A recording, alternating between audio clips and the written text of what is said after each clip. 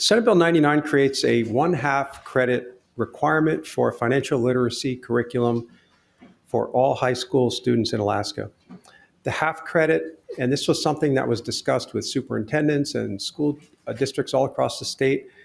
We heard their concerns, and so we said it can either be a standalone class or it can be spread out with other classes, as long as the total hours of instruction are equivalent to half a credit.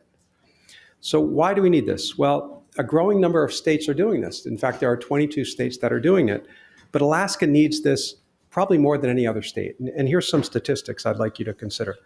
Alaska leads the nation as having the highest amount of credit card debt per person in the United States at over $8,000. In fact, that's $1,000 higher than any other state, than the next highest state. Alaska is dead last in the country in FAFSA, which is the free application for federal student aid completion. That's the financial aid that documents that students fill out to try to get financial aid for going on to post-secondary education.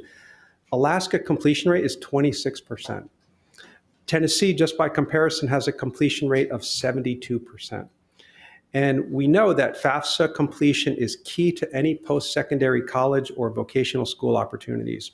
This bill requires that students learn about how to apply for those things. Only 1/3 of Americans can cover a $400 emergency, and studies show that 55% of Americans have less than $1,000 in the bank.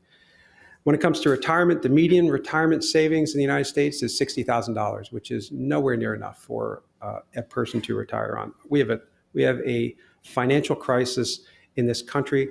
We need to educate our students. Mr. President, last night I spent 3 hours FaceTiming my daughter, helping her with her geometry homework. And secants, tangents, chords, things that I have completely forgotten about. Thankfully, we have YouTube and Google now. All important things, and things that students, I think it helps them learn and think a little more flexibly. But our kids also need real-world understanding of basic financial principles. They need to understand about money management, how to manage debt, how to avoid fraud, how to avoid predatory lending practices, how to apply for financial aid, even financial implications of being a shareholder of an ANCSA corporation.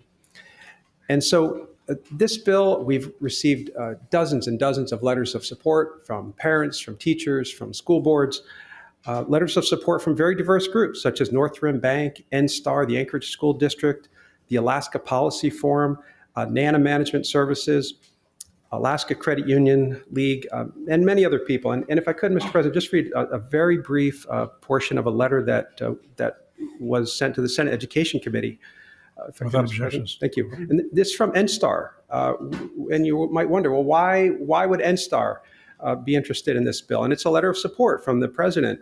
And he says, here at NSTAR and other businesses our family has exposure to, it is shocking how many new employees join our company that don't understand simple principles that have a dramatic impact on their financial security for themselves and their families. Simple concepts that they should be learning at an earlier age, like creating personal budgets, to manage risk, dealing with debt, and ensuring they are planning for retirement and healthcare. We are living in extremely complex times, and they need to learn these basic principles of personal finance long before they are today. That's what this bill does, Mr. President, and I would urge the body's support. Thank you.